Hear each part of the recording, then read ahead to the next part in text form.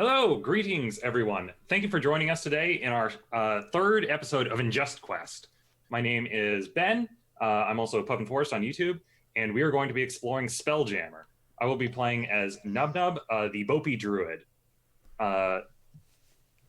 Today with us, we also have Megan R. Miller, fiction author of The Chronicles of Drasul, 404 Killer Not Found, and more available on Amazon. She is a contributor to Nerdarchy.com. Today, she's going to be playing as Circas, the Arachnid Void Warlock. Following her, we have Anthony Amato of Cardboard Fortress Games. You can get their games Resistor, Laser Riders, and Centipede at your local board game shop or online. He's playing Augustus Gloop, a Tiefling Ooze Warlock. Then we have Nate the Nerdarch of Nerdarchy, for nerds by nerds. He has been a creator and partner over at Nerdarchy for 4 years now and mostly works on adventure and homebrew products, the storefront of nerdarchy.com, Patreon rewards, and travels to conventions. He's going to be playing as Five-Hand Stan, the Mantid Arcane Trickster. Then following him up, we have Kanata. Kanata is a streamer and contributor on Nerdarchy. You can find him at twitch.tv/Kanata.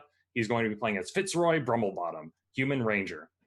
And last, we have Doug Vahovic, Nerditor-in-Chief at nerdarchy.com. Doug will be our guide and games master tonight in the world of Endless Horizons, Spelljammer. Hey, Doug here from Nerdarchy for Nerds by Nerds, and like Ben said, we got all these nerds here to play some D&D Spelljammer. Before we get started, I'll run over the house rules again for our new viewers. All of you start every session with inspiration. You also can use your inspiration to give me disadvantage on any rolls I might make as a Dungeon Master. And we are using the From Hit Dice to Heroics alternate hit dice rules that you can find in the Nerdarchy store, and the link is in the description below. So, last time you were making your way to Urmania, a planet in Azure space at Crystal Sphere, for another stop on the interspherical itinerary arranged by the producers of the Ingest Quest project. But you diverted to check out a rare phenomenon, a dark region of the Phlogiston. The hidden flow river was discovered on a star chart retrieved from a spelljammer of unusual make. Jarek, a time-displaced crew member of the Illrigger, the ship you're on, recognized it as a Nightwolf ship from the Vodani Empire, tyrannical rulers from her own era. In the dark region, you found the Undersea of Fallen Stars, where dying Flumph and Aldani beseeched you to find out why their goddess Umame had grown distant. Descending deep into the gravity-free well of the Undersea, you found Umame imprisoned by extraplanar slime that oozed into the undershore from what she called a wild tide of Dagon. Umame granted her blessing to Fitzroy and shared with him the secret of gustation. It's bacon. The remains of sea vessels pulled through the undershore yielded incredible wealth to the party. Umame also bestowed an egg to Circas, which she explained was pulled from a spelljammer that emerged from the undersea through a star beacon from another dark region she called the Weird. Circas, fascinated by the egg and its trip through the void, encased it in webs and nurtured it as Illrigger resumed travel on a swift flow river bound for Azure space. Days into the voyage, the egg hatched. Inside was an unusual creature, a manta ray-like thing that hovers effortlessly in the air. The moment the creature emerged from the egg, Circas, time slows to nearly a complete inertia, a second stretching practically to infinity. You feel like you did back in your home web, in the darkness, contemplating the nothingness all around you, where you first heard the whisper from beyond the great web. Not just the web you'd spun, but the invisible one connecting all things, meat, food, and meat eaters alike. Instead of hearing the whisper of nothingness where you would embrace the void of yourself, this time you are aware of your own body in this place, and you are not alone. You feel a force moving from what you perceive as below your body. You see a ribbon of light that ripples through the darkness and then grows to enormous proportions. As you get closer to the sensation, you feel like you are moving faster, pulled onward and caught in an orbit that spins you around a vast distance. The light grows larger and more defined, and you see it as the shape of a manta ray of enormous proportions.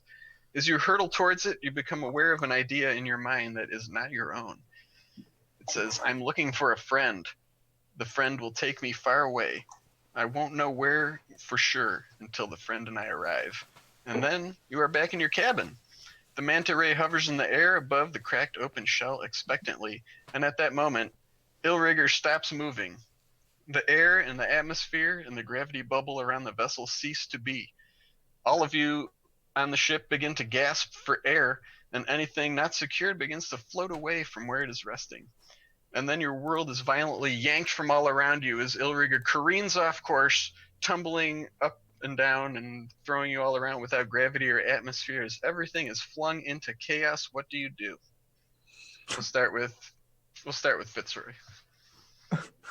So the first thing to note is that you have no air, so you have a number of rounds equal to, or I think it's a minute. It was rounds equal to your Constitution modifier or something like that. Let me check that.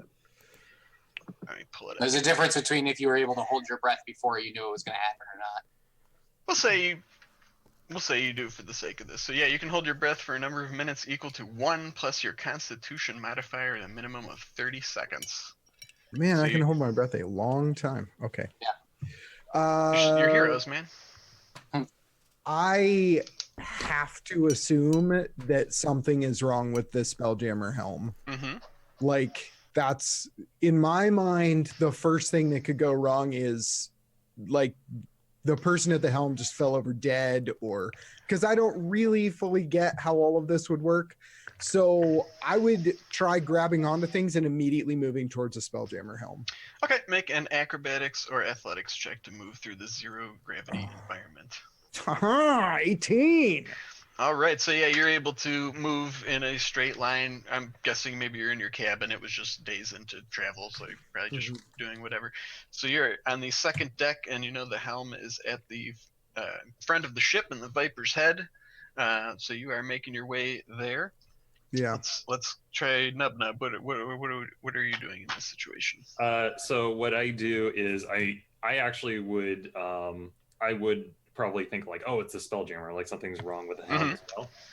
What I'm going to do is I'm take a deep breath, and I'm going to do Aspect of the Beast. Okay. Do the octopus where they can hold their breath for an hour. Oh, all right, awesome. Right back to that octopus. Loves it. Are you keeping the Nub head though? It's the with this I'm just trying to remember.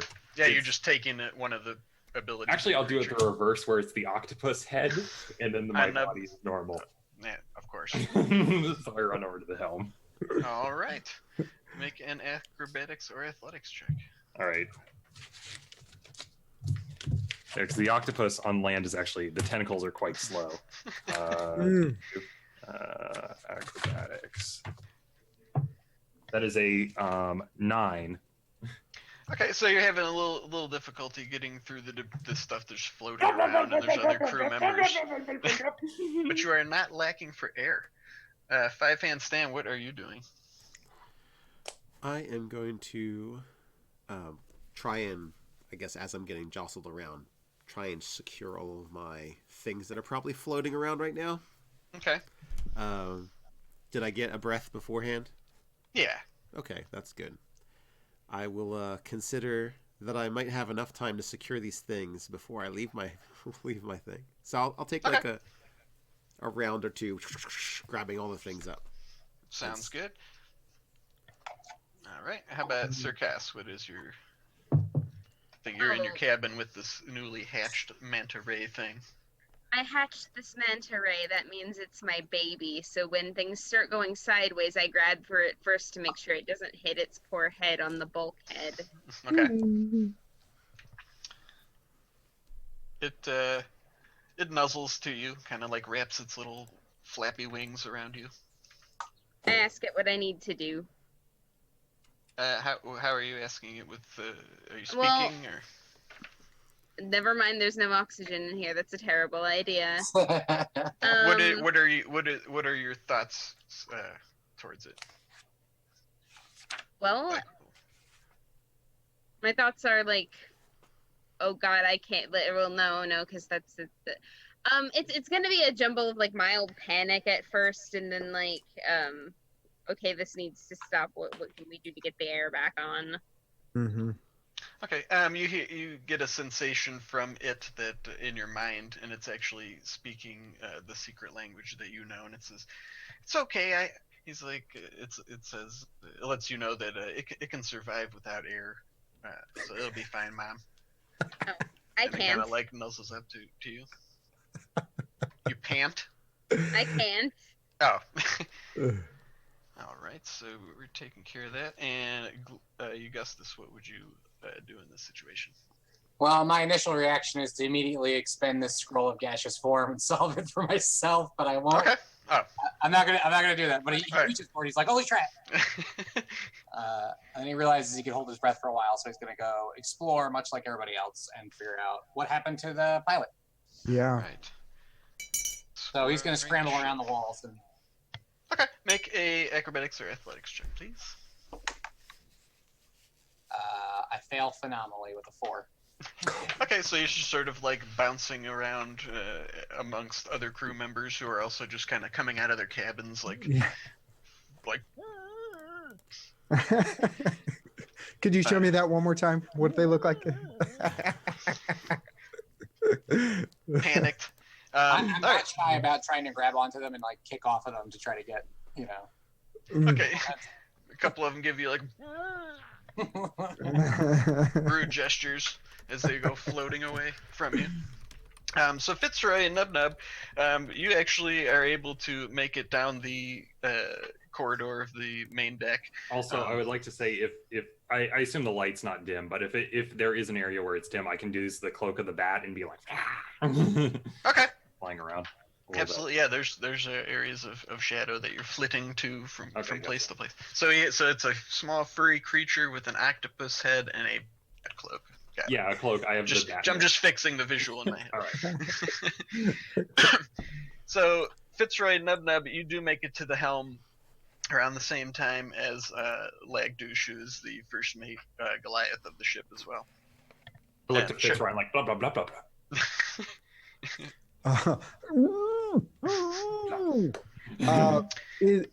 Do I see someone still sitting in the helm? Is there like, did the whole helm explode?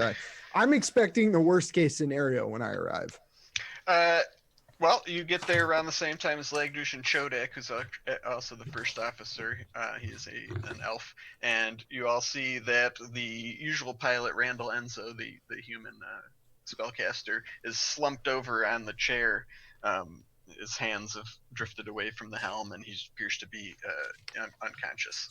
And Chodak and Lagdouche are like they're both, they're like at a loss at what to do. Lagdouche is like, I can't cast spells. I don't have enough to do the helm. Chodak's like, me neither. I'm just a monk. No. Runs off. Mm-hmm. The guy pushes him out of the way, Enzo, and then I go into the helm. All right. So I'm gonna when he gets pushed, the guy gets pushed out of the helm. If he's unconscious, he didn't get a breath of air. So I will like grab him and try and breathe some of my air into his mouth, and then just clam him up. And I'm in a real hoping for the best situation right now.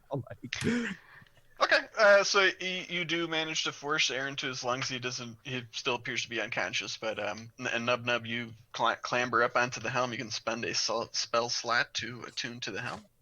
Okay. Go Nub. And it'll take a moment for that to acclimate itself. Meanwhile, Stan, your things are floating around, and you're in your cabin. Is there anything you'd like to do? Yeah, once I realize that I can't possibly gather everything together, I just shove the remaining things that are in my hands in my pockets and get my grappling hook ready to get around the 0G area. So. Okay. So you travel out into the main deck hallway as well, and you see Gloop there pushing people out of the way, and they're floating back towards you, and making your way through there. And Augustus, what would you like to do? Hope to have more luck navigating the halls of this place to get to the helm. All right. Yeah. Not much. Got an 8 that time. Doubled it, but. Yeah. Also, release Moisty and his He's got a flying form, so Mm-hmm. and he's smaller than me, so I'll have him fly off to try to figure out what's happening in the. Okay. Moisty is liking the gravity-free environment. I forgot Stan, make an athletics or acrobatics check too. Okay. When I release Moisty, I actually kind of like roll him up and flick him off my finger like that. Like a booger. Yeah. Got a 15. Gross. Okay, so you're able to navigate through there as well, while everybody's jumbling around. And Sir Cass, was there anything you like to do on your turn while Nub Nub is securing the helm? Yeah, because I don't know anything's getting fixed, so I'm going to take my newly hatched offspring with me and see if I can figure out something. Make an Arcana check. Oh, good.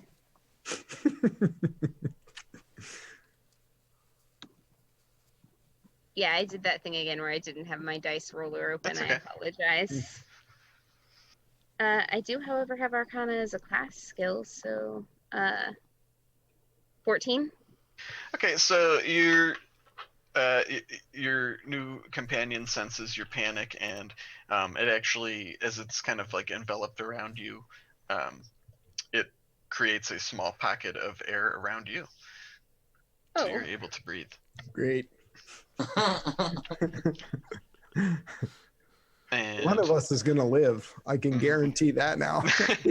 well, we do have Nub Nub on the helms. It just takes a moment for the ship to respond to that. Saved. Yeah. So back in the bridge, Fitzroy, you've breathed air into Randall, and Nub Nub is on the helm. Looks like he's taking care of business there. Is there anything you'd like to do before the ship regains power? Or what you presume will happen? Well, I'm assuming that Nub Nub's going to get the situation in hand. Would I don't have any kind of medical skill or anything like that. Other than like claiming the person up, would I know anything else to do? Make a medicine check. Okay.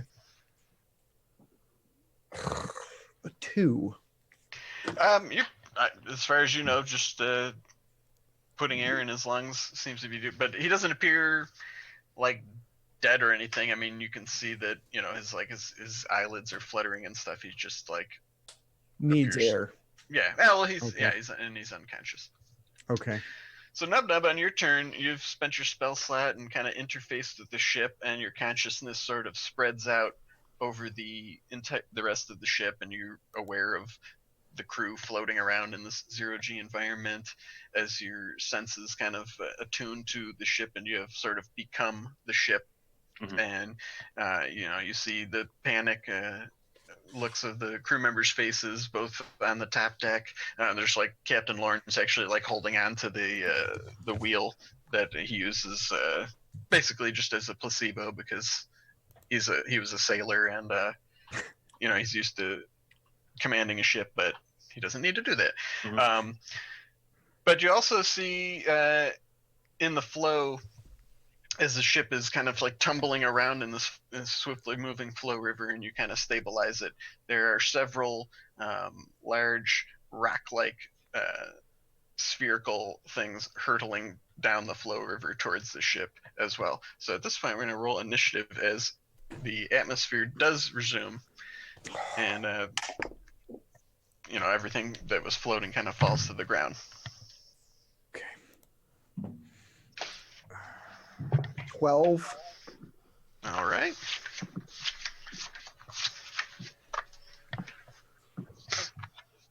We got Stan. 16. Okay, Sir Cass. 17. All right, Nub Nub. 15. All right. And Augustus. 6. All right. Have a good day on rolls. Yeah. Well, hopefully that'll turn around here soon. So, the debris actually goes first. So, Nub Nub, you're actually kind of like, this is unusual for you. You've never like piloted a ship, and it's weird adjusting to your senses being the ship. And as the ship, you see these big rock-like things just flying down the flow river towards you, and several of them smash into the ship, which actually causes you to wince because not only do you sense the ship, you actually feel what the ship does. And don't worry, you guys, you're in Nub Nub's hands. Yeah. Nub Nub's furry paws. Your fates. So 3 of these things just like slam into the side of Illrigger, smashing against the black lacquered scaly like wood of the hull, and Blub, blub, blub, blub, blub. it causes a bit of damage to the ship. But the ship can take it. Although it is jostled about quite a bit. And now it is Sir Cass's turn, so the gravity and things have resumed, and just as they did, the ship rocks again, though, as possibly like right in your cabin wall, just like splinters fly out as giant boulder-like things smash against the side. And actually you see, once they hit, like you see a porthole that it kind of like unfolds into like a humanoid shape that's like clinging to the side of the ship and is like beating it with rocky arms. Oh no. That's So no what would you like to? Yeah, what would you like to do, Sir Cass? So you actually see like a rocky face through the portal, and it's just like on the side of the ship, like smashing on it.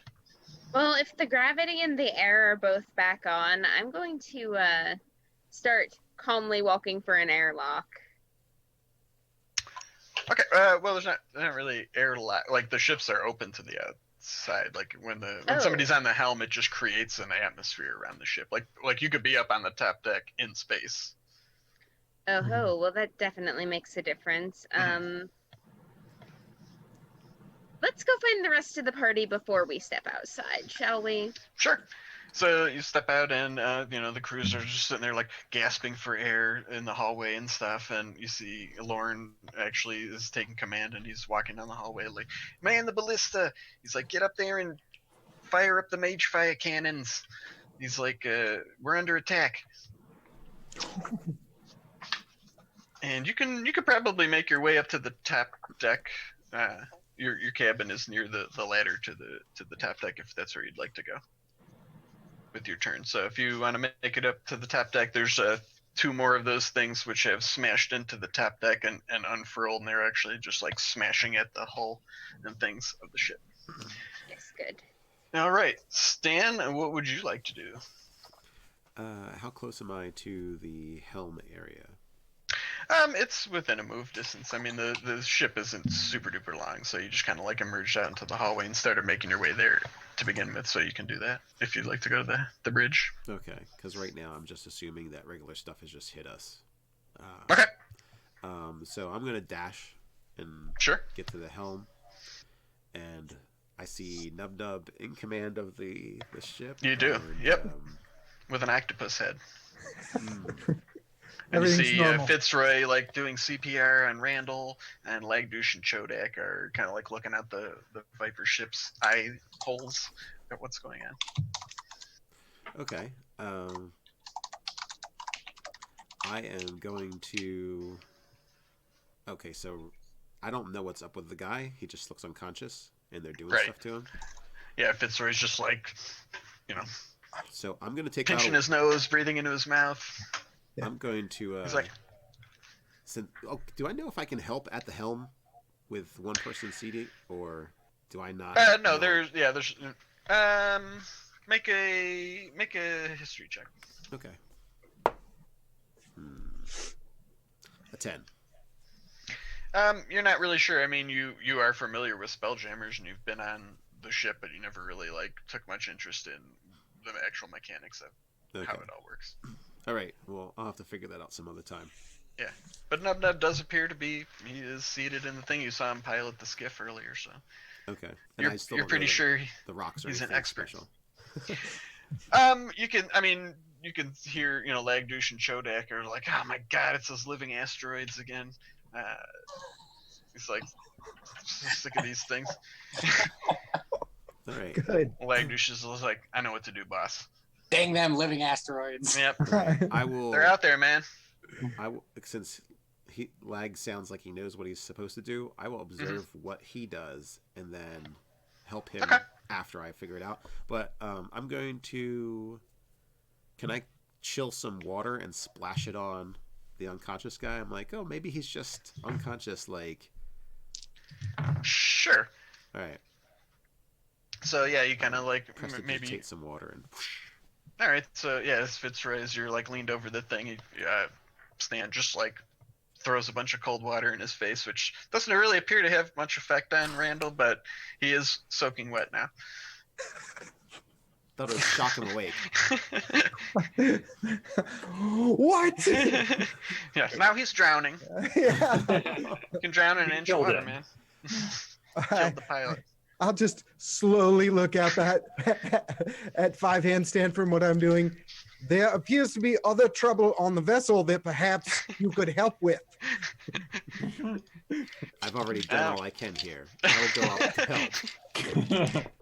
All right, so yeah, you can start filing leg. I believe this is how you wake people up in your culture. Yeah. So Nub, it is your turn, and as part of being on the helm, you have access to all of these special piloting maneuvers.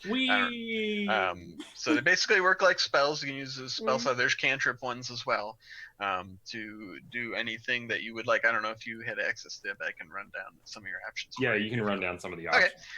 You could do a scissor maneuver. It could attempt to move to the opposite side of a vehicle or creature that's smaller than your square, which will give members of your crew an extra attack as you make the pass. Right now, I'm more concerned about like there are other ones incoming, correct? Yeah. Okay, I'm going to I would like to do a dodge action for the boat of like. Okay. Trying to avoid. So you're taking defensive measures? Yeah, defensive measures. All right. We'll say that you can use the breakaway maneuver. That is a first level spell slot, and as a target, something comes within range, you can move your speed away from the target. So there's 3 that are on the ship, but the other incoming ones, you actually move the ship back into the flow river and take advantage of that to start speeding away from the remaining ones. So Nub's commanding the helm pretty capably here. And then Fitzroy, it is your turn. Wee. Oh. Wee. I guess I'll look up briefly. Am I detecting that they're breathing yet? Who, Randall? Yeah, is Randall breathing? Yes, he appears to be breathing now that the air has come, but he's still unconscious. He is like sucking in air. I would like to grab the hand of the first officer. I'll grab the first officer's hand. Chodak. Yeah, I'm sorry, I'm terrible with these. That's all right. I grab Chodak's hand and I'll cast Goodberry in his hand, feed them to him, and get him on the helm as quick as possible. And then I'm going to turn to Nub. Do not have too much fun, and then run out of the helm towards the Also, I have turned back to normal. Like the octopus head is gone. So. Oh, thank God. With the little octopus eyes. Cephalopod. All right, so you can, with the remainder of your turn, make it to the top deck where 2 of the other things are just kind of like smashing at the ship. They appear to be just like mindless sort of beasts that and you hear some of the other crew are up there shouting. They're like, just get them off the ship. They're like, these things just go after movement. They just are kind of like a hazard of the Phlogiston. Okay, all right. So you guessed this as you were kind of oozing through the hallway. Several people come out of the bridge and go up the ladder to the top deck, and you have now regained your gravity and stuff. What would you like to do? Well, I'll get up on deck to see what's hitting us. Sure. Yeah, you can definitely make it up to the top deck with your move, and you see 2 humanoid rock-like creatures just intermittently smashing at various parts of the deck. So they've landed on the top deck, not on the side of it. Yeah, there's one that's on the side that was by Sir Cass's room, but you don't spot that one. But there's 2 other ones. Okay, I think I want to... I hate to always do this. Feels like another situation for good old Greece. I love it. Yeah, I guess Can I get Okay. them? Can I hit them both? Are they close enough to each other that I can? Yeah, it's like a pretty big area, isn't it? The grease. The grease is a 10-foot square. You could probably get one of them. I mean, they're kind of like Yeah. on different. Yeah. Do we have a member of the crew who's a particularly beefy, like? Oh yeah, Lagdouche is a Goliath. He's a big old bruiser. Yes, he is. He's All right. hand-to-hand. I'm gonna sneak up behind him Mhm. with my movement, and I am going to push him forward as I cast an enlarge spell on him. Oh, okay, awesome. Ooh. Like, get in there, like douche, protect us. All right, and he's just like looking down, his arms rippling with, with power and his pipe. He's hulking out. So he's real big, and he gets an extra D4 to damage. Nice. Strength saves. He gets advantage on. Hopefully, he will just try to lever these things off the ship and get the hell out of here. I will also have I'll have Moisty sneak up on one of these things and hit it with a scare effect. Okay, is that a save? It is a DC 10 Wisdom save, yeah. Or be frightened. It does not appear frightened of Moisty. Come on, that's okay. But Lagdouche, on the other hand, just like it actually makes it across the deck in like 2 strides with his enlarged form, and you see him just like put his fists together for like just a hammer blow on one of these Getting the things. old Captain Kirk special. I was exactly what I was going to say, at Captain Kirk style. He's like, tough guy. Ayo. And he brings he's actually grown larger than these things, which are pretty large to begin with, but he smashes down on it. It's an extra D4 of damage. Oop. And striking its rocky exterior does not appear to harm Lagdouche, but it does appear to stagger the thing. Nice. And it's their turn, so that one's gonna swing back at him. Oh, come on, buddy. And it actually misses. He's surprisingly agile for a big man. I'd say because it's my enlarged spell that when he enlarges, he gets this sort of translucentness. Okay. As his form kind of expands. You His can kind of like, skin is a little more see-through. And all right, he's a little freaked out by that, but he's not gonna look a gift horse in the mouth.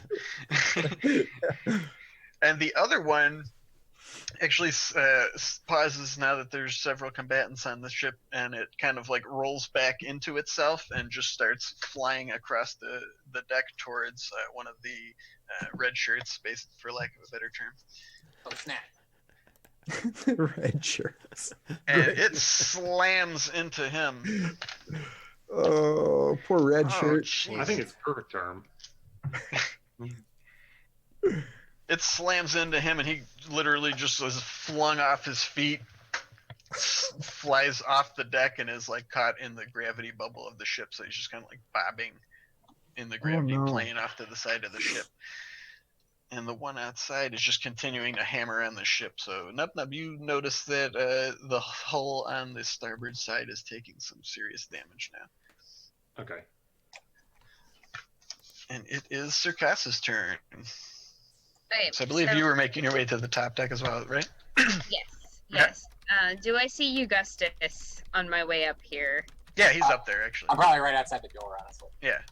Good. Yeah, I'm there's gonna like find- the main deck, and then there's a ladder at the end that goes up to the top deck, and that's where you come out. I wish to flag you down on my way through, and then I proceed to mentally ask my small companion if it can extend its air bubble to him as well if we go outside to take care of the thing that's hammering on the hull. I think the air situation's been solved. Yeah.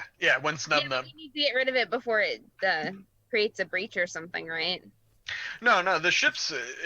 There's nothing. There's no.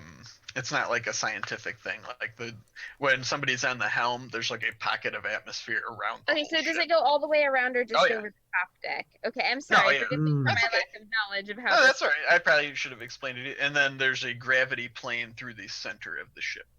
So that's Okay. how it's basically Okay. on the top, on the middle deck. So if we were to double team and like grease the side of the ship that this thing is hanging on, and then I were to like Whispers of the Void to give it disadvantage on its saving throw to hang on, that wouldn't help.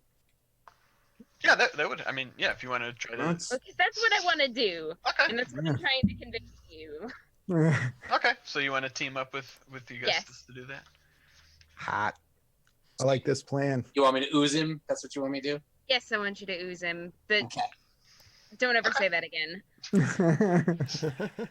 So you kind of like I'll squirt it real good. so you Oh. kind of like lean over the side to point it out to him and like whisper some strange language that kind of freaks even Augustus up a little bit. It's never heard before. So much clattering. Does it get a save against the Whispers of the Void, or is it just?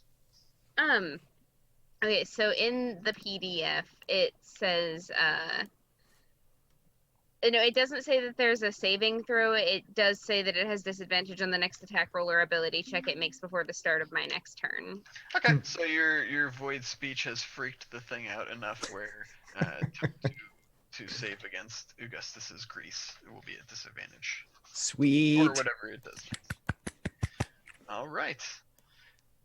And Stan, it is your turn. So I believe you followed everybody up to the top, right? Yes. Yeah. So if there are any creatures.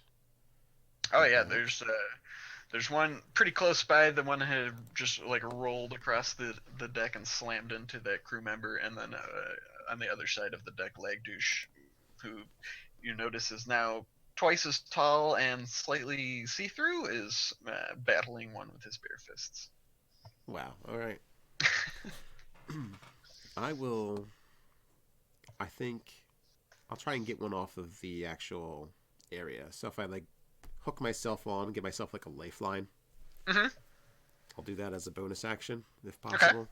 Sure. And then I will try and kind of get down and get myself in between the creature and the hull of the ship and kind of like shove it off. That's what I'm gonna go for. Okay. So make an athletics check with advantage to sort of climb down towards there. Need all the advantage I can get on that one. Since you're like securing yourself with Ooh, a 20. Yep, you have no problem. And you see the one is just kind of like, it's not stuck to the ship. It's just like, it's using its bulk to sort of stay there, and it's just like pounding on the ship. So would you like to attack it, or is that what you? I kind of want to. Or you want to try to like shove it off? I want to shove it off. Is it possible to shove it? Do I think I can shove it hard enough that it will leave the bubble and kind of like keep going? Make an intelligence check real quick. All right, that will be an 11. Your best guess, I mean, it's probably like a 7-foot tall rock creature. Ooh, that probably weighs. That would be a hard shove. That would be a hard shove. If we turn the gravity off, it'd probably be easier. All right, I'll just leap down and whoosh, sneak attack it then. Okay. Its AC is 15. Would I get advantage because it doesn't know I'm there? Or... Why? Sure. Okay. Why not? I hit it. All right. I didn't need the advantage, but thank you. Let's see, 8, 11.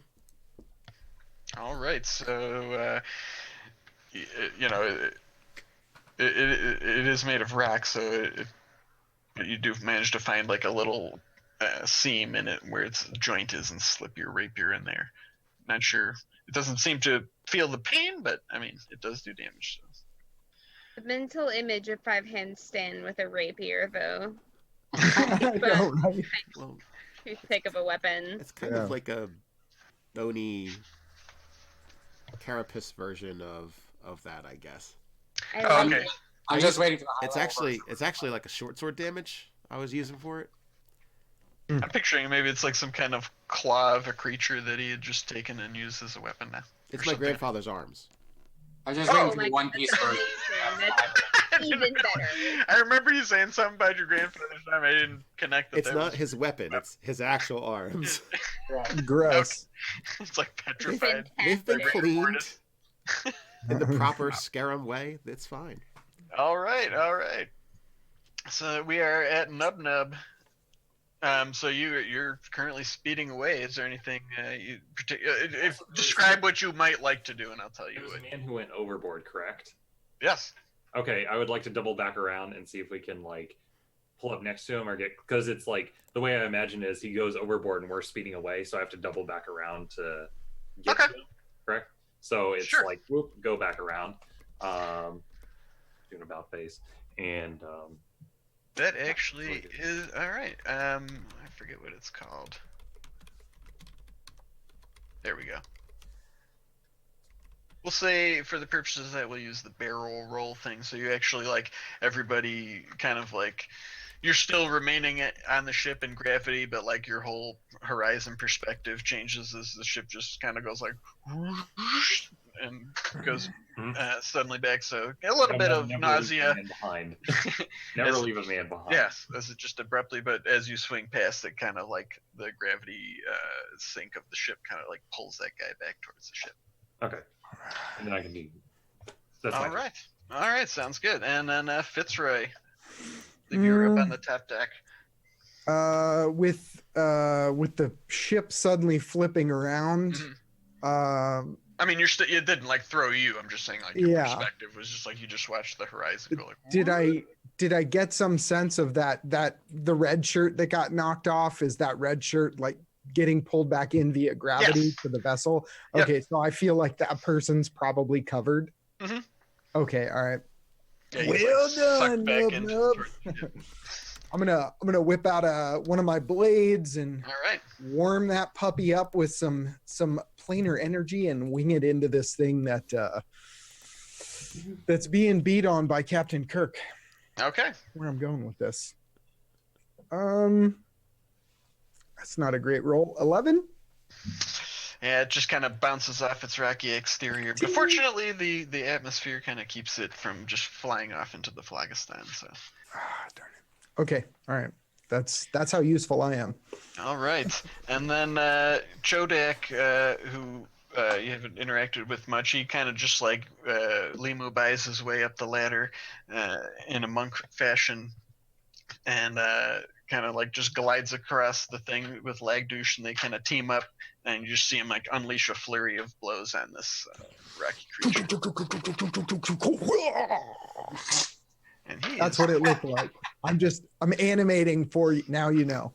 Absolutely. With sound effects. Those are free. No extra charge. And he after he does demonstrates what you had just illustrated for us, he kind of like focuses his chi and just releases one more punch that just kind of like causes a crack in the thing, and it just kind of cracks apart and crumbles to the ground. Great. Great. After my knife bounced off it, he did that. That's with his bare hands. Yeah, with his bare hands. All right, now it is Augustus's turn. You're trying not to take it personally. Yeah, I know. Yeah, these are seasoned adventurers. They've had quite a few. So, did you want to try to grease up the side of the ship where the? Just a rules clarification. I have enlarge going on him. That's concentration. If I do grease, does that break my concentration? Yeah. Does it? Grease is not a concentration. Oh, grease is not a concentration. It does not. Yeah. Yeah. Yeah. So it would not. It doesn't break. No. So I will. I'll spray him down with grease as I was requested. Okay. He can make a 14 save, dexterity save. I guess he has disadvantage because of. Yep, and Stan, you can also make a save, but with advantage. Leveland Woods. Excellent. Leveland Woods. Oh God, it's Stan down there. I didn't see him. Oh dear. He's tied on. You're good. Yeah, I'm tied. I'm good. 17. So yeah, you do make it as you're just you've been battling this thing to Stan, and all of a sudden just like a wave of greasy goo cascades down the side of the ship from Augustus. Who did you puke it up, or is it just dripping out of your hands, or what? I kind of what I realized is very appropriate for this is that the components for this is a pork rind or butter. So I'll say I take a stick of butter and I like mash it into my hands and it sprays all over that direction. Okay. I also wanted to mention. Oh no. St. You Jessica's. buttered him and Oh everything. no! I go into panic. Actually, Fitzroy, make a perception check. It's delicious. I'm using that the good way. Oh, I got a nat 20. So yeah, as you're paying attention to these things, you smell like, oh god, yeah, it's like the smell of buttered up Stan. Someone casts fire and then Yeah, yeah, Why do I It's garlic. smell We should add those lobster? rolls. yeah. Smells delicious. What is that? We are talking That about is buttered enchanting. lobster, right? Yeah, buttered mantis.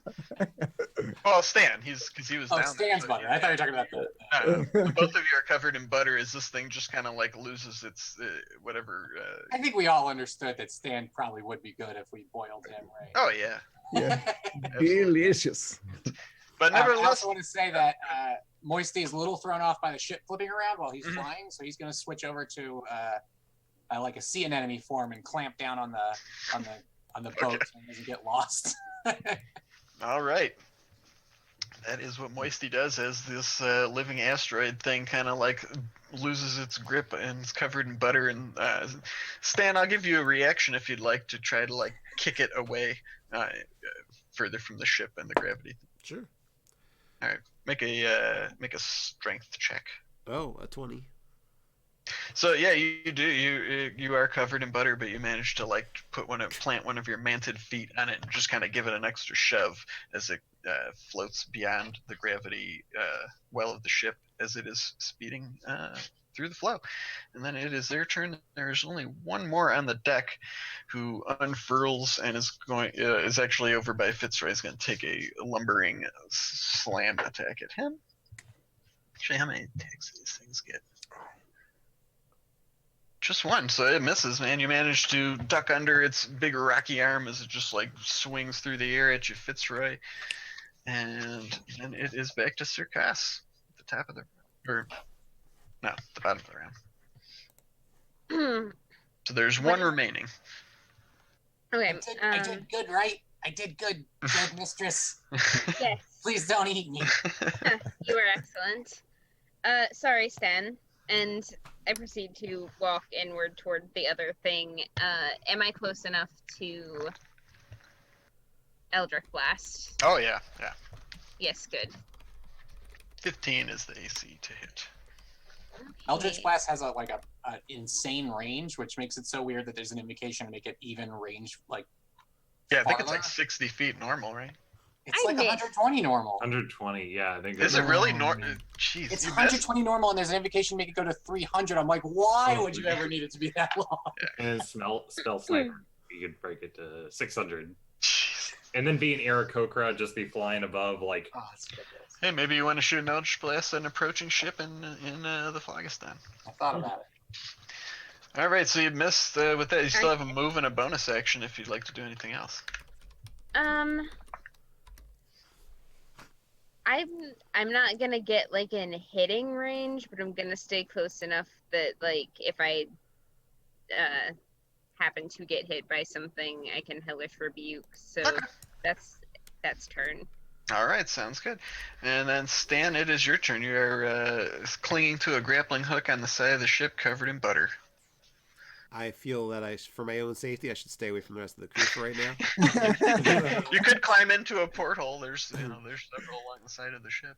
Oh yeah, if there's one close enough that I could kind of position myself in a more secure area, especially if I could get out of this greased area. Yeah. And does the creature look like it's going to be floating back towards our way? No, Nub-Nub's taking advantage of the swiftly moving flow river and outpacing them. Okay. So the other ones that had been coming are far beyond. They can't go as fast as the ship. Okay. Does it sound like any combat's above? Yeah, I mean you hear shouting and the sounds of combat from the deck above. Sure. Okay. Well, I will use my grappling hook to get up to the top and get into position to attack one of the creatures that are still around. Okay, so you clamber up over the side. You're by Sir Cass and Augustus, and you see a pile of rubble on the far side where Chodak and Lagdouche are, and you see Fitzroy. Actually, just as you're coming up, you see him like duck under a lumbering swing from this rocky humanoid creature.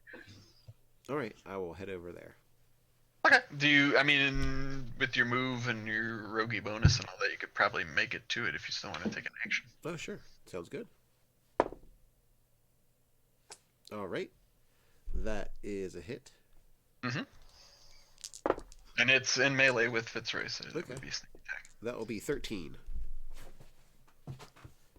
All right, so you managed to get your grandfather's arm in another joint, and you're like, "Hey, I'm getting pretty good at this," and cause some serious damage to the thing. And then it is Nub's turn. So, All right. is there anything particular you want to do? I'm trying to think. I'm speeding away from the asteroids. I'm going to be. And keep in mind, you're aware of everything going on in the ship at once. So you Okay, gotcha. snap it. And I know top deck. I'm trying to think. Honestly, I'm leaving it up to them. I'm just continuing to pilot. Okay. Forward. At top speed. Force. Sure. All right, so you can basically just move it accelerated speed. Although actually, in person, I will look down and Enzo or the captain is there. Is he conscious or at all or? Randall? No, he still appears to be unconscious. Okay, gotcha. I'm just double checking. All right, I'm continuing to speed away. All right, sounds good. And then Fitzroy, it is your turn. Oh, there is a 5-hand stand in front of me covered in delicious butter. Where to throw my knife? What if I whoops? Oh, I'm sorry. Well, I guess dinner's served. My bad. Yeah, if this whole book was about how to eat your adventuring party, well, Maybe that's Fitzroy's plan all along. You never know. I, Make a little Get a gelato bunch out of of Augustus. Step 1, get an adventuring crew together. Step 2, pick them based on deliciousness. Step 3, find ways to kill them off in character. You are all kind of like isolated people without friends or family that would miss you. the travails of a queer. this is getting really dark. This is I escalating. have family that would miss me. I just hatched my manta offspring.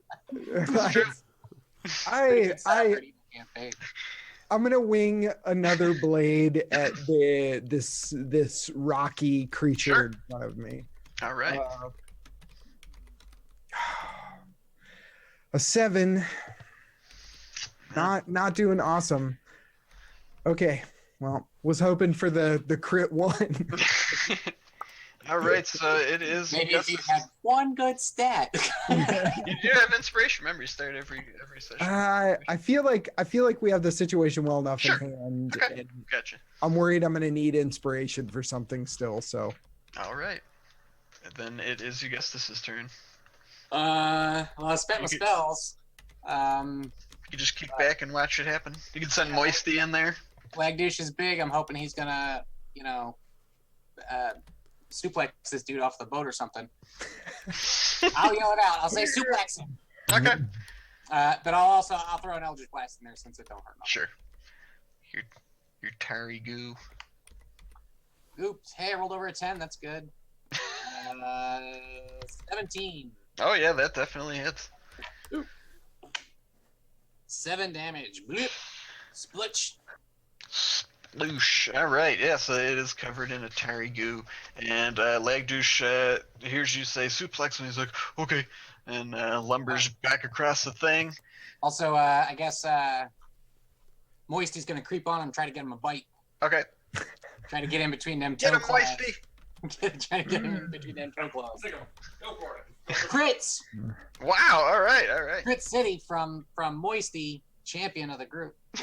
Dude, 7 better- piercing damage. You can make a. I guess it's double dice. Yeah. 8 piercing damage. All It's right. right in them toes, underneath a toenail.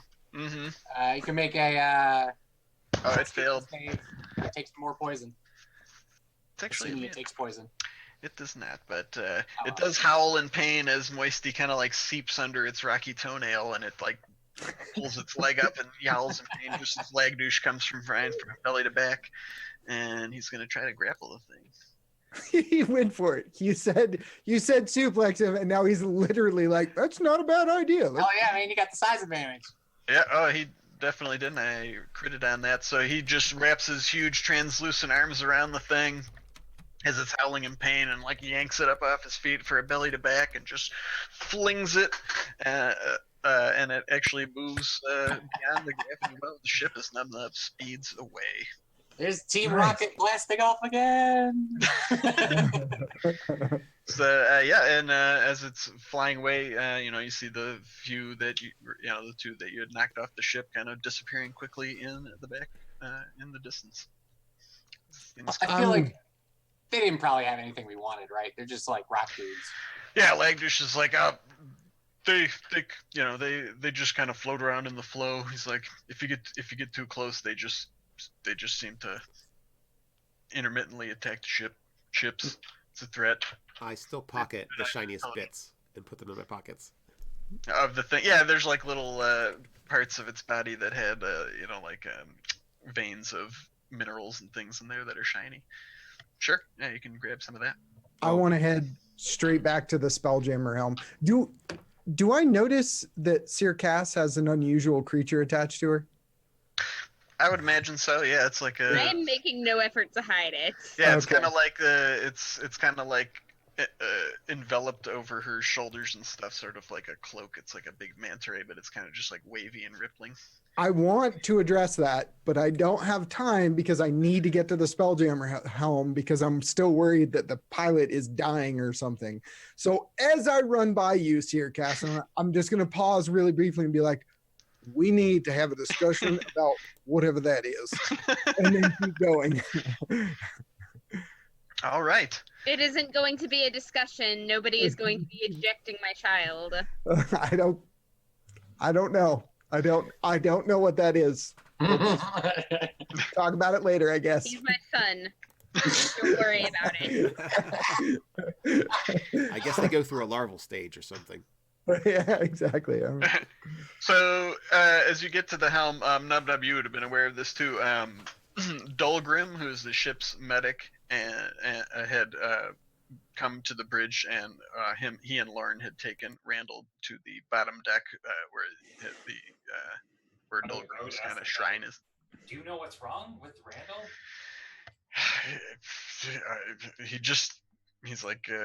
He's just kind of gruffly, so he's like, I don't know, laddie, I just got here and he appears to be alive, but not conscious at all.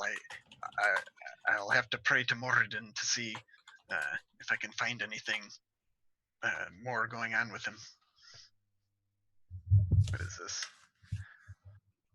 Oh, but that was to me. But so Fitzroy, yeah, you do see Nub Nub at the helm. I imagine he would relay that info to you. Yeah. Okay. It's when he comes in, I would tell him like, oh, the medic came in, they took him away. I mean, they're looking him over, but he's just unconscious. They don't know anything about what's causing the issue.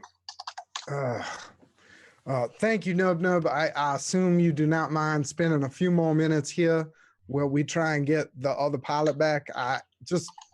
Nope. Stay I'm totally on fine. course. And the seat is much larger than I am, so it's like my arms are kind of stretched out. the things. Yeah, because he's small, right? Yeah. Yeah. Okay. He's probably loving it. I think Nub Nub seems to really enjoy piloting ships. Yeah. And he's pretty good at it. Make a vehicle's piloting check just for shiggles. Oh no. Okay. All right. Just to maintain course, you know. I mean, jumped in there, but. All right, 5. Okay. Well, I mean, where are the boat brakes? How do I boat brake? That's how ships stop, right? Boat brakes. Yeah, sounds right. Must be right. yeah, I guess that's how you get to my numbers. Just like I don't know how to stop it. Whatever. I'm just moving. All right, so you would be making your way down to the bottom deck. What with everybody else? Where did Nate go? I just realized that Stan disappeared. I don't I know. think he went to get another cup of mayonnaise. For It's our almond viewers, milk. He's not for, drinking it. He's for our not having a jug viewers, of alchemy. Nate was drinking this huge flagon of white liquid, and we thought it was like, we couldn't tell what it was. Apparently, it's almond milk. We were joking that it looked like mayonnaise. All right, so we'll just assume stands if they were going through the rubble of the thing's body. What would everybody else like to do? I just want to. I don't have a huge ability to heal, but I have a cure wound spell, so I just want to go down and talk to the medic. Is there something I could do? Perhaps some healing magic to try and restore him? He's like, I don't know what's wrong with him. He's like, he doesn't appear to be outwardly injured. He's like, I've prayed over him. There doesn't appear to be injuries. He's just not conscious. Is anybody? Would anybody else just remaining on the top deck, or? I should probably go with him when he goes below because I feel kind of responsible for this. Okay. Even though my child can do no wrong, and if you insist, even insinuate such a thing, I will cut you. But I will cut you. It's called your conscience. What is it? Conscience. For my part, I think I'm just gonna go over to Lagdouche and admire his large. Oh yeah, he's loving it, man. He's like flexing. He's like, I don't know what you did to me. He's like, this see-through skin's a little freaking me out, but he's like, I'm digging the power. I'm digging the power. Yeah, it's so goopy, right? Like you're just soft but strong at the same time. Yeah. He's like, dude, I gotta tell you, I've seen some crazy shit on this ship. He's like, but compared to my last job, he's like, it's worth every second. He says, he tells you like he used to be he's like, I used to just be an impound lot attendant. He's like the Captain Lauren. He's like their ship got impounded like a couple years ago, and he's like, when they came to get it, they were dead broke, and they offered me a spot on the ship if I helped them steal it. And he's like, I was making $1 a week back then. He's like, true, my life's in danger pretty much every day. But he's like, I got my own place. I got my own cabin. He's like, I used to share a flat with 3 other Goliaths. It was like a 1-bedroom. It sucked. Compared to that, this is a pretty good gig. And the Sirkas, as you're making your way down, you actually pass by Karen Vol in the hallway. He's the teenage kid with the gem floating around his head. And yes. he is astounded to see you with your new companion, and he's almost like eagerly approaches you. He's just like, where did that come from? Oh, I hatched him. He's my son now. Your son? He's like, very matter of fact. He says, I've been on this ship waiting for a friend I don't know, but I feel like this is it. Oh, that's you. Well, good. Then I'm sure you'll have much to discuss. And I pet the manta ray that is over my shoulders. He's like, where did it come from? I don't understand. He's like, The goddess Umami bequeathed us with an egg that I then proceeded to wrap in my web and hatch the way that spiders hatch their eggs. Fortunately, he did not devour me when he came out.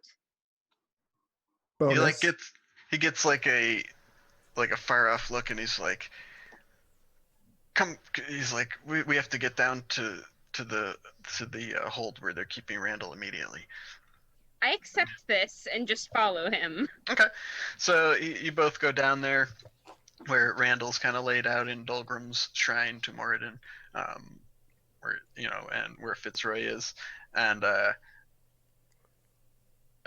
Karen kind of approaches him and kind of like looks him over, and you see him like put his hand over Randall, and the gem kind of like flares a little bit, and he turns to him and he's like, does anybody know this man's origin? Where he gets his power from? And the other, Dolgrim and the other crew, they're like, we just hired him as a pilot, months ago. I just assumed he was just a sorcerer like any, like so many pilots. And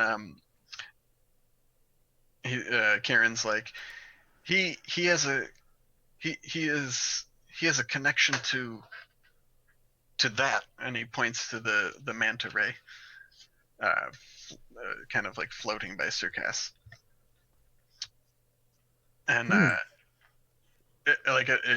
as you nearer to him, Circass, he kind of like starts up awake on the table,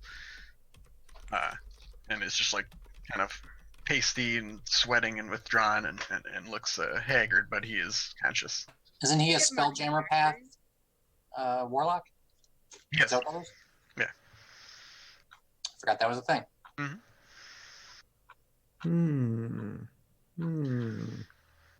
And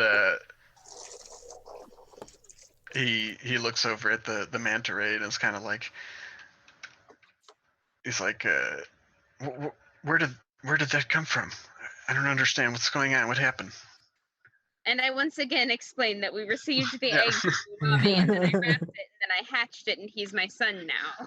Kind of like, this is not a complicated situation. he kind of like, Here's the big. Oh, this is going to get complicated because I expect there's going to be a custody battle in our future. Oh no! I have only had Arlosh for half a day, and if something happened to him, I would kill all of you and then myself. half a day. It's been like 5 minutes. There's going to be some Maury, like, who's the daddy? That's going on here. He kind of like looks down at his hands and he's like, I don't feel the power anymore. What do you mean? He's like, I got my power from that thing's mother, I think, but I don't feel it anymore. Oh no. Oh, you mean his Something bad. biological mother? Something bad happened to it. He's like, did this thing? He's like, where did you get you got the egg from a mommy? But if it's, he just seems like totally bewildered and kind of like scared almost. I had a vision at the moment of the hatching. There was a trail of light and a larger mantis that glowed, and it said it was looking for a friend. And Karen looks up and he says, a friend it doesn't know? I think so. He says, It all happened very fast. It says, and in your mind you hear the manta ray say, a friend that will take me far away? And Karen says, I know where the friend and I will go together. And the manta ray says, but we can't know for sure until we arrive. And then Karen says, but it doesn't matter. And they both say, because we'll go there together. Oh, my heart. My kid's making a friend. Best buds for life. This is like first day of kindergarten. Excuse me a moment. And Randall's like, well, if this thing is the spawn of my patron, that means my patron is no more. This thing is now adrift in the flow. Your child, as you call it, Circass. Indeed. It's like he's like, I understand you want to nurture it, but it has to resume. It has to assume its new place. We have to take it to its spawning ground. Well, that is what children do. You raise them, you nourish them, and then they grow up and you let them go. Make a persuasion check. Or at some point you I'm consume not them. trying to persuade him of anything in particular. I'm just saying, like, if that's where he wants to go, then that's where we're taking him. I'm down with that. 22. Okay, he's he's kind of like freaked out right now, so you're just kind of like persuading him to like understand your point of view and agree with you. And he's like, well, in the meantime, he's like, he kind of like looks up helplessly at Lauren. He's like, I can't pilot the ship. I don't I'm not drawing any power. I have nothing. And there's other spellcasters on the ship, but he's been a long time good pilot for Illrigger. Okay, with that news, I'm gonna go find one of the other pilots. Okay. I love and trust Nub Nub, but I don't want him in that seat anymore. Dramatic pause. Ship goes down. Ship goes up. Ship goes down. yeah. Yeah, ship goes up. Ship goes down. Yeah, as you reach Nub Nub, and the ship literally is like going up and down as it's going through space. So yeah, you can locate somebody else to take the helm from Nub Nub if he'd like. But Lauren's like, look, I think we should probably meet in the navigation room. Figure out what we're gonna do next here. He's like, your producers still paid us to take you around. He's like, I take my contracts very seriously, but he's like, we do have some options here. Yeah, Okay. eventually I will swap out. So Okay. Yeah, you can do that, and we'll say Elena, who is a female tiefling bard, she can take the helm. Okay. Is how it works is that if no one's piloting, the gravity in the air disappears? Yeah, so there would be a brief time, but you guys are aware, so Even when they do the transfer, or is there a way to transfer yeah. without drop? No, there would be like a basically a round or two. So it's a little freaky, but that's just spell jamming life for you. It's just the Spelljammer life. Mm-hmm. It's just how we roll. And also, the ship did take some damage too, so it's a little banged up. So I'd mention, everybody would gather in the navigation room if you wish to attend. And in there, Captain Lauren is there. Krex, the Star-Mancing navigator. Any of you that wish to go. Chodak, of course, he's the first officer. So I'm definitely there. Okay. Yeah, I would also be asking and kind of getting information on how Randall is, on the situation, what happened, stuff like that, and just. Okay. Yeah, Dolgrim would explain to you. He's just like, apparently, he wasn't a sorcerer at all. He seems to have some kind of connection to basically what a myth that most of us believe in. The Spelljammer is an entity. It's like, you don't really care, do you? Got it. No, I completely understand spells, jamming. Got it. Yeah. Magic. Get the Cliff Notes version. Totally understand. So yeah, the ship resumes traveling through the flow, and Krex is there, kind of like flipping through all kinds of star charts as everybody meets, and he's just like, Captain, before you get started here, he's like, I don't know where we're at exactly. He's like, no offense to you, Nub Nub, but he's like, he was moving really fast through the flow there. He's like, I think we overshot Azure space by quite a bit. We lost. Faster the move, the quicker you can get where you want to go.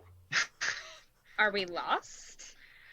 Not exactly. We're just way off. We're right here. Of course, yes. We're in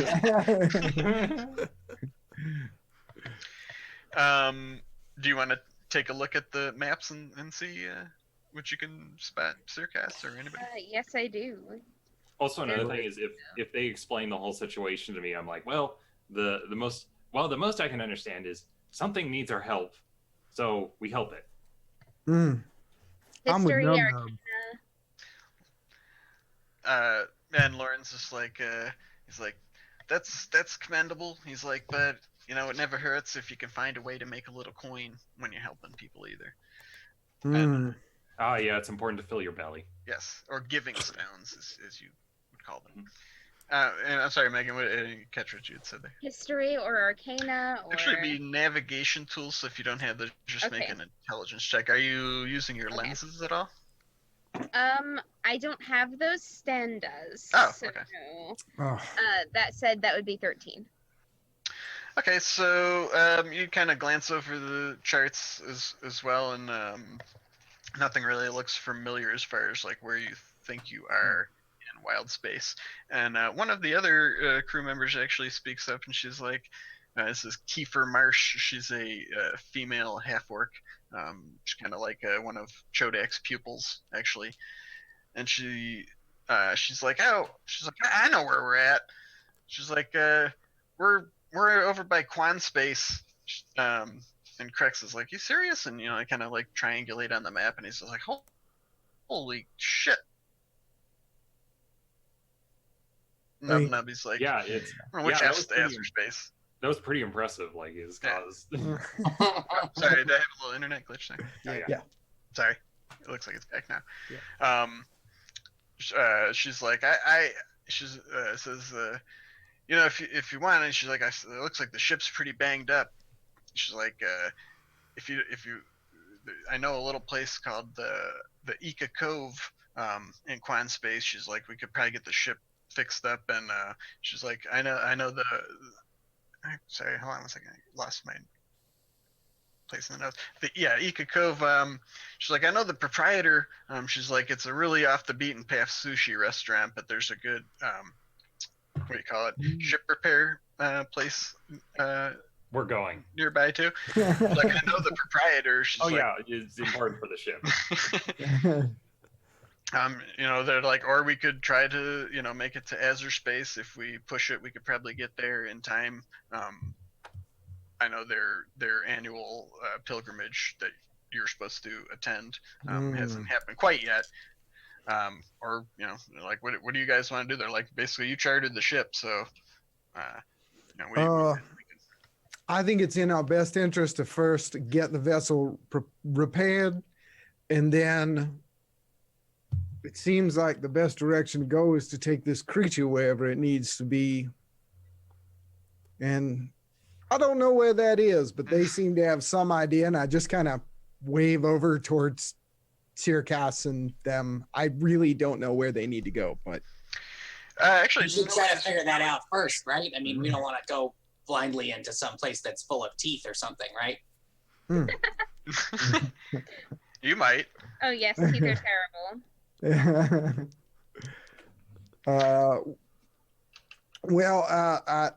I feel like while the vessel's being repaired, we can understand what course we need to take after the repairs are done. That'll give us some downtime.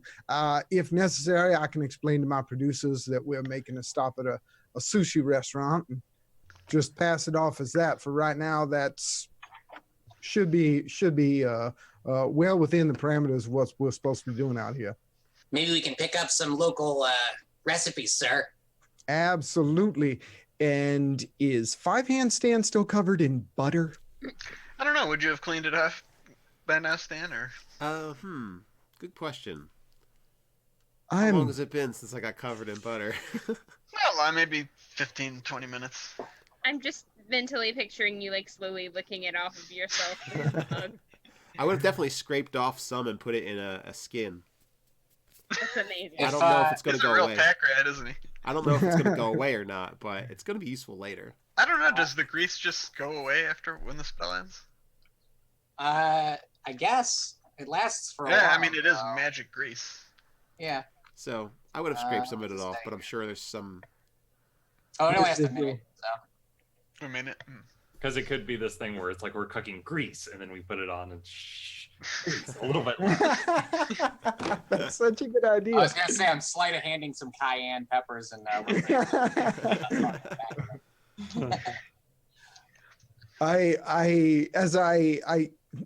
that I've kind of decided this is what I think should happen, and I've put in my 2 cents. Sure.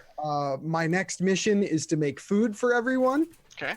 Because we just had an event, and I feel like I need to feed everyone so they feel okay again. But as I walk by Stan, I'm gonna get really close to his face. You smell delicious. and then go back to cooking. I'll look at his retreating form and go, "Thank you. You smell good too?" I'm gonna toady up behind Fitzroy to go help him cook. But while he's after he walks past, I'll also walk past with I'll just look and like lick my lips, like yeah.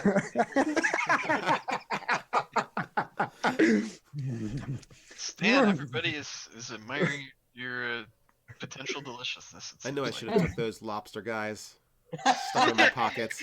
That's why you wanted them to come, huh? They're just Take the focus off you. It's not re food. They were a buffer. Yeah. They were like the canary in the coal mine. If they disappear, I know I'm on the top of the list again. All right, so if I understand correct, you want to head to Quan Space, check out this sushi restaurant while the ship's getting repaired, and then figure out what to do with Sirkas's child.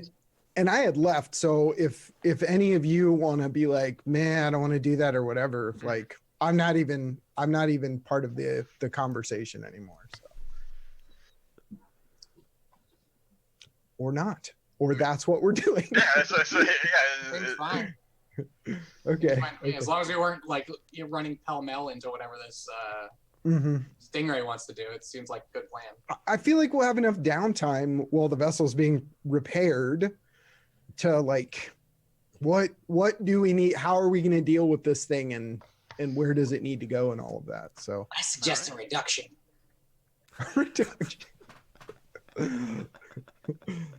Cook it down with a fine butter sauce. On you. No, I will murder you all. I will murder you all so fast. This is in private. This is not around you. That's kitchen talk. We're not in the same room. You just got to plan ahead. I mean, this is a fine delicacy if it is what I think it is. We boil it first, and then a little bit of red wine, a little bit of butter, cook it down a little bit more, get that fat to rend out because it's young, so it's going to be soft meat. Cartilaginous bones, I imagine, as well. So. Maybe a broth. Anyway. Okay, is there anything that anybody wanted to do in particular, or should we just make our way to the Eeka Cove? I do want to investigate one. Okay. You go first. I just wanted to, just for future, because this might happen again, with the gravity and everything dropping. Where is my room in relation to the control room? So most of the cabins are on the main deck, which is like the Viper's Head is where the helm is, and then there's a long hallway with rooms off to either side. That's where most of the crew cabins are. There's a few cabins in the cargo hold in the bottom, if you'd like to be down there. And then at the far end, the back of the ship is where the navigation room is. So you could pretty much have a cabin either somewhere on the main deck or in the cargo hold. Down the cargo hold's like mostly open area. There's Dulgrim's shrine is down there, and also Elamir is the ship's like artificer, and he has a little workshop down there. And there's like a few partitioned off areas down there as well. So there's no way that I could like connive a room that's adjacent to the pilot's room, or the piloting. No, the rooms closest to that are Lagdouches and Chodaks. But I mean, you could be as close to that as you want. I mean, it's not like a huge ship. It's probably only like 60 feet long. I'm just worried about it happening again. I wanted to try to see if I could get like a hole through the wall so I could get in there real quick or something. But, yeah, you could get a room. Yeah, you could have a room where it's like within a move action to get in there. Sure. Not like instantly. I'll connive and finagle and trade to try to get closer to it. But I kind of want to set up a system where I can be an emergency like pilot if I need to be. Make a deception check. Even when That's you're a 1. A 1? Well, it's a 5 adjusted, but I rolled a 1. All right, let's see. Let me roll Lagdouche's insight here. I rolled a 2. You could probably convince Lagdouche to give up his room temporarily, or while you're on the ship. Or we can share it. You're my ace, man. You're my That's my true. buddy, right? He is one of the only people with his own room, and it is rather I won't take up much space. I just got a bucket that I like to, like a tub I like to sleep in, and I'll stay in my corner. He's like, even though I used to be crammed into that 1-bedroom flat, he's like, I do enjoy having my own room, but he's like, I wouldn't mind having a roommate. It does get kind of lonely in there sometimes. Yeah, man, you look out for me, and I'll look out for you. Like I'm just trying to get this dude under my. Yeah, he seems to take a shine to you. Cool. He's cottoning to your personality. Eventually, I want to drill a hole through the wall into the pilot's chamber and disguise it. Okay. You totally do that. And what were you gonna say, Megan? Okay, so I definitely want to flag down Stan at some point, just explain that the hatchling is a telepath. I don't know how to deal with that. I'm going to be asking you questions. Okay. Do you want to do that now? Do you want to try to communicate with? Were you just letting him know? I was letting him know because, something I don't know if this is going to come up again. And I don't know if this is important. I don't know what the parameters are, and I feel like you are more equipped to handle that than I am. So I say to Sir Cass, what did you want to know about speaking with the mind? I don't even know enough to know what to ask yet. Yeah. Well, just wanted to put a pin in that in case it comes up. Yeah. Okay. I will start talking with the creature. Sure. What would you like to say? Greetings. I am Five-Hand Stand, known around here as Five-Hand Stand. You can call me Tick Chick or Five-Hand Stand, whatever you prefer. I heard things like that. It kind of has a young person's mentality of a newborn, but still forming words, and it's just I don't got a name. He's like, my kind don't really have names. He's like, my mom kind of leaves me and my siblings all around, and he's like, I don't feel a connection to her like I should. What do you feel as a connection to Sir Cass? And I look at Sir Cass. He's like, she has a void self like me, and my siblings. I saw her in there when I came out of my egg. He's like, we usually don't see any other entities in there, but I saw her in there. She seems like she wants to help. Yes, she does seem to want to help.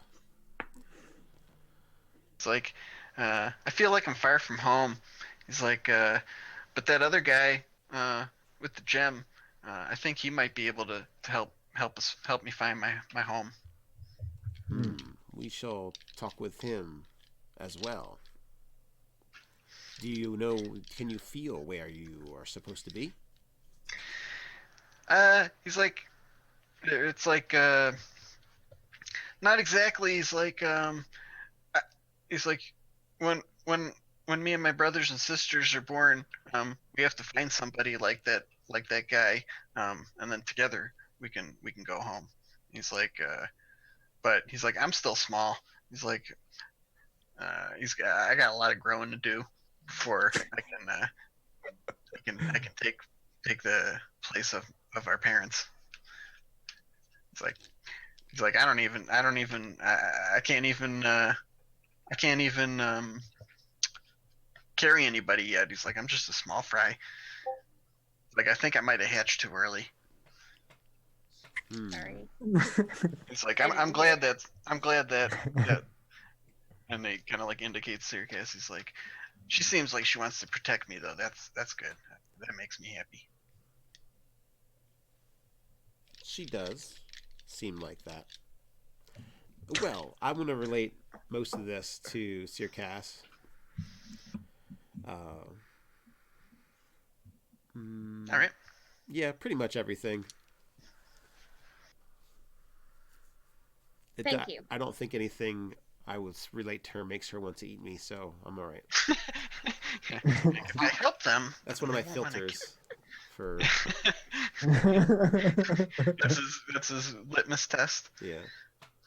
Doug, a little bit of world lore here. I thought is the Spelljammer an individual ship or is it just a type of thing?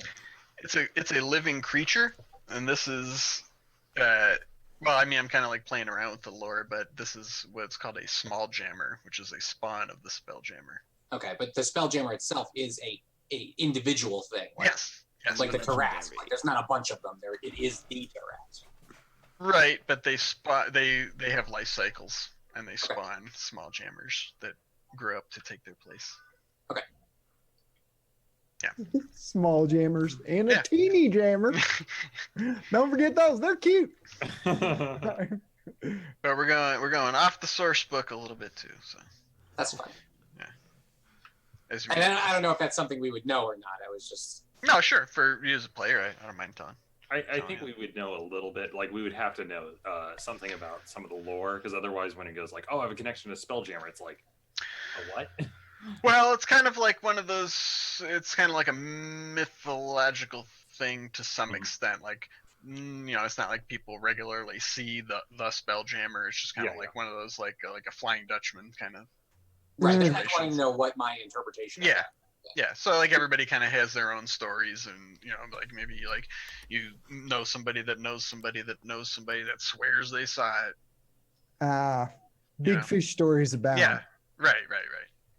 But now you actually are like, this entity appears to be proving that that's So now apparently we've somewhat all true. seen it, and we all have friends that have seen it. Yeah. So you can be Friends those of friends people. that have seen You can be those people that other people won't believe. Yeah, great. it. Who wouldn't believe Nub Nub? So given some basic facts, Sure. I know that my character knows that big fish stories about Spelljammers get told all the time, and that it's a unique thing. Mm-hmm. So it's safe to assume that Fitzroy would know that. Yes, the fact that it has like spawn and things is unusual though. Like Plot you twist. did not know that. Plot Okay. twist, this is a cloaker. So then my mind would immediately gravitate in a direction of a combination of mild paranoia and protectiveness. All right. I feel like at some point I'm going to put two and two together, and I'd like to go talk to Sirkas about the baby. Sure. Sirkas, given what I'm very certain that is, I think it's in everyone's best interest if you find a way to hide it. We're about to make port somewhere. We're about to make port somewhere and be open to the public. I think the first person that lays eyes on it is going to see a pot of gold. And I don't want to have to protect it. I think we can entirely avoid that confrontation if we just hide the creature.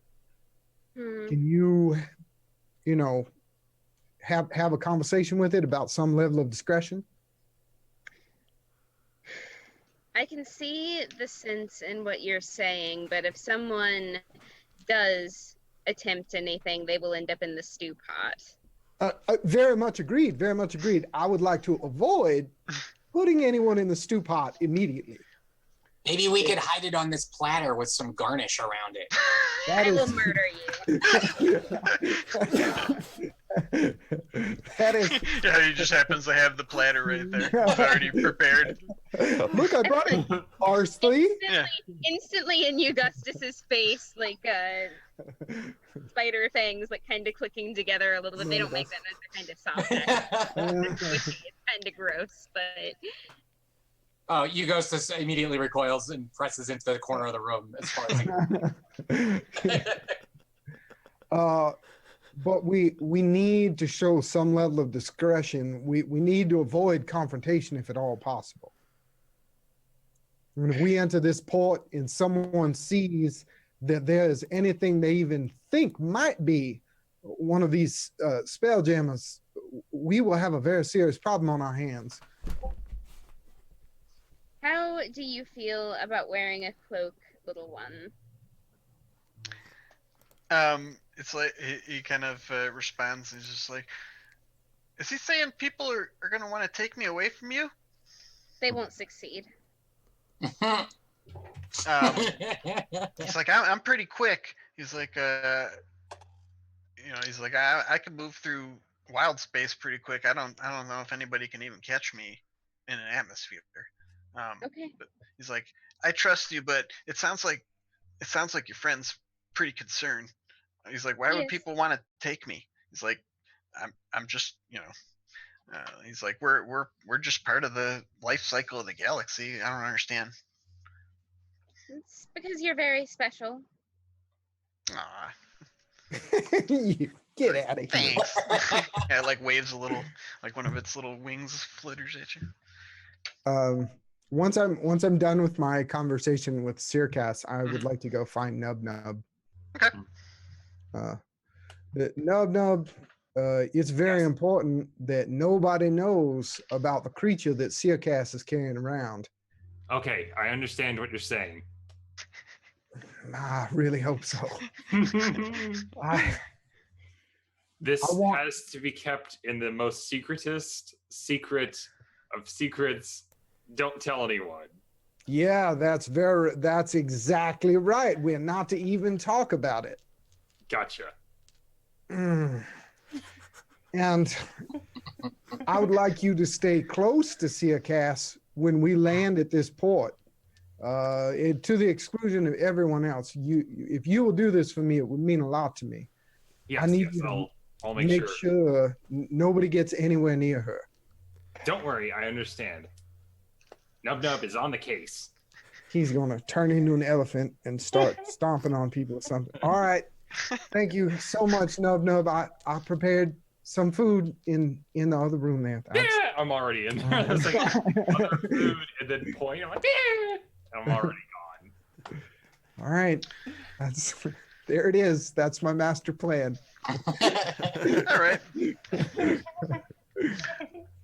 Well, if there's no other particular things to do, that you'd like to take care of on the trip to the Eeka Cove in Quan space, we can just say, you arrive there eventually. It's probably a day or two of travel going inside the crystal sphere and then locating the small planetoid.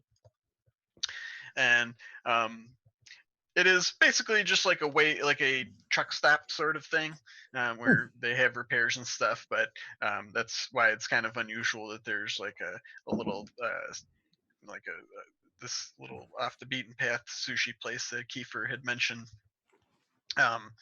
And as you pull the ship in, and there's actually not too many other ships there. There's maybe only like one or two, which is a little unusual. I mean, it's a frequent stop for people to refuel, re-air, get ship repairs.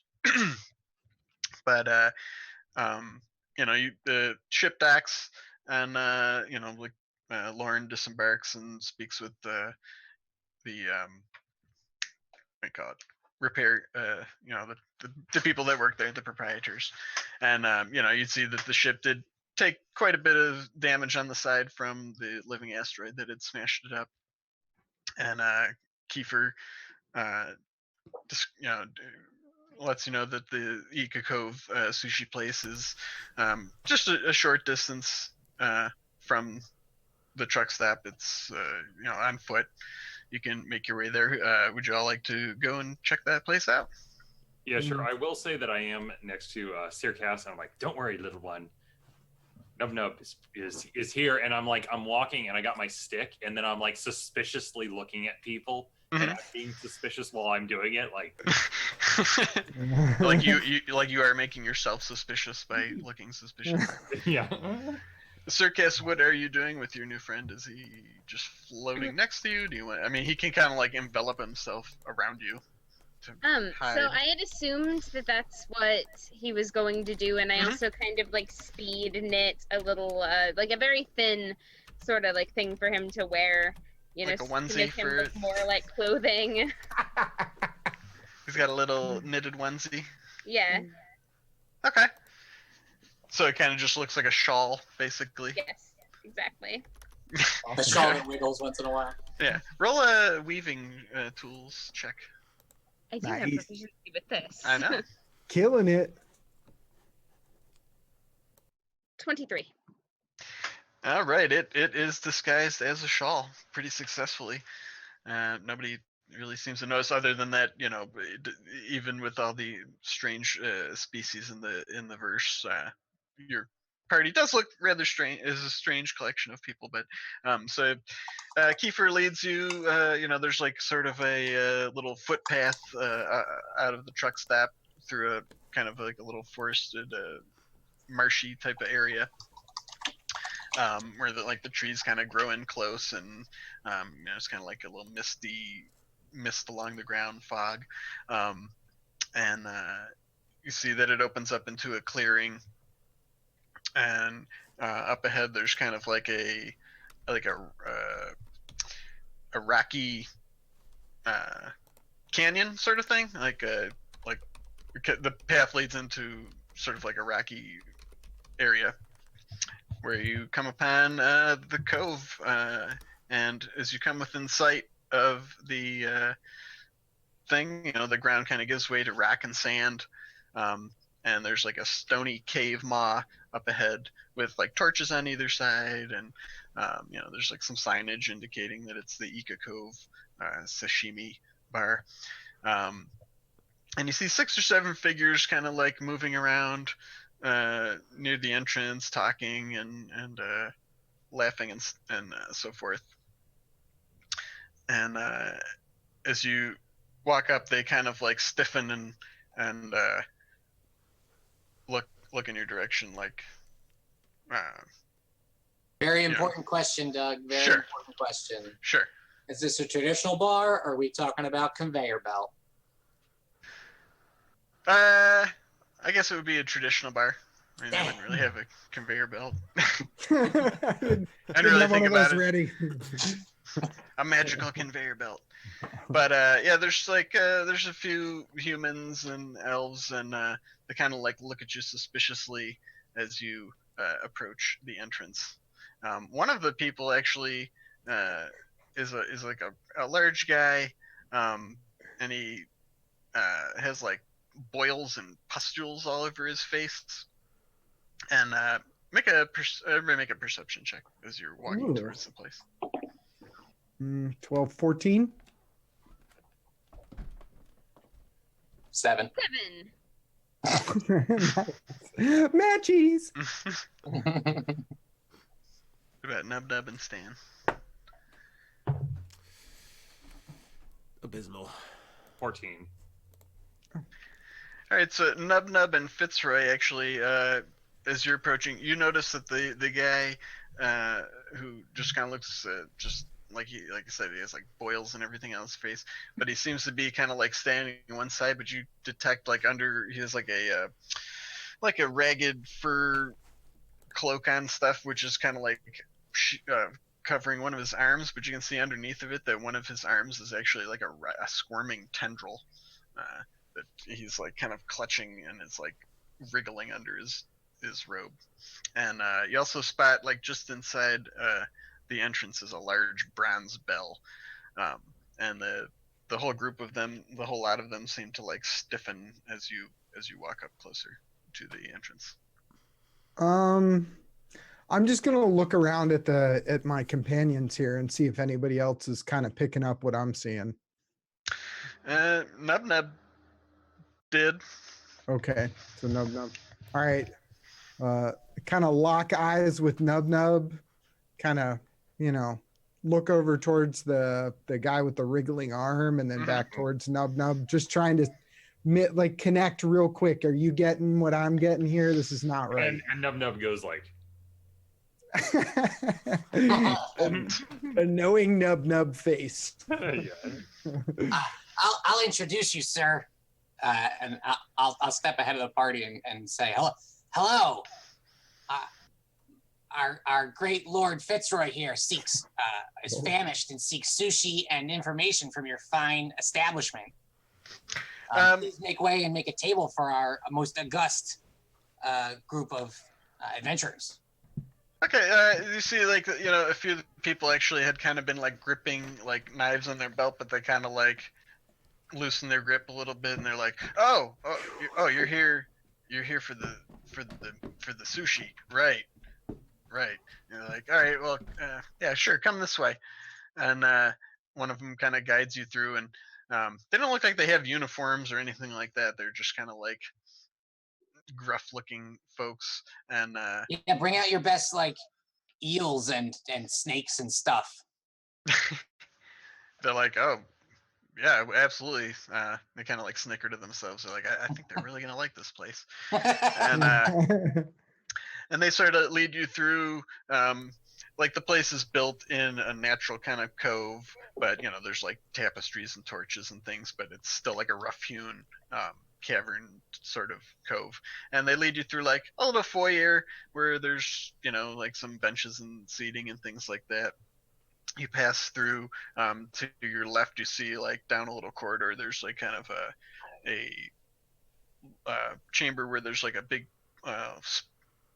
like underground pond, not under like a cavern, but like a pond within the cave system. And there's like people sort of like with big nets and things like tending to it in there. There's some storage areas and things like that, and they lead you into the main restaurant type area where there's several tables set up. Oh, excuse me. And there's oddly nobody else in here. I need everybody to make another perception check. Oh dear. Of course, I would not get two good rolls. 13. 14. 10. Thank you. 10. 20. Oh, yes. 30. Not a natural. That's nevertheless a 20.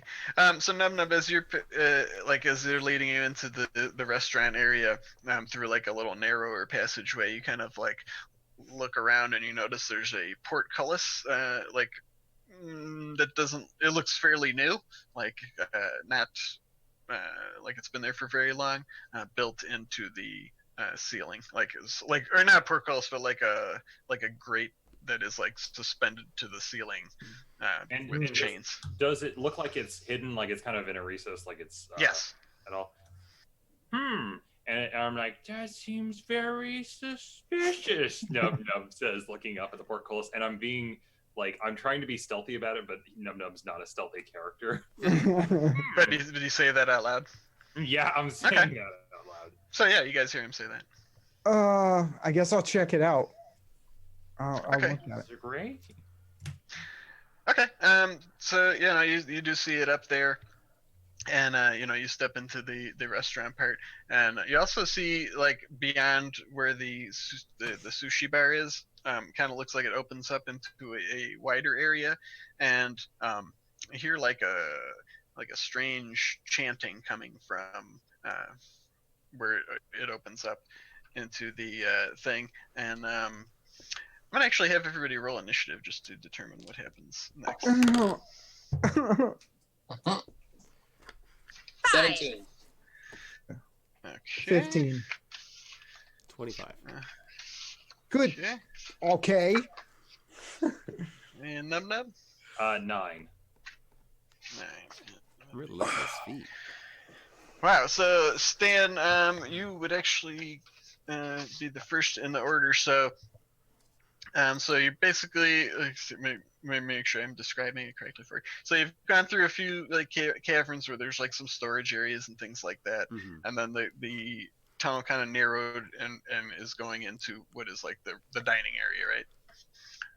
The ceiling right before moving into that is the suspicious part that Nub Nub saw, and then on the far side of the dining room, the cavern opens up and you can see that it's light outside and it's open air, and that's where you hear like a strange chanting coming from there.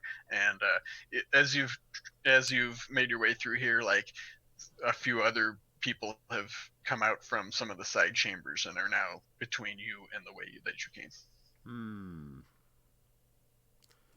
This looks like a lobster trap. That's very astute.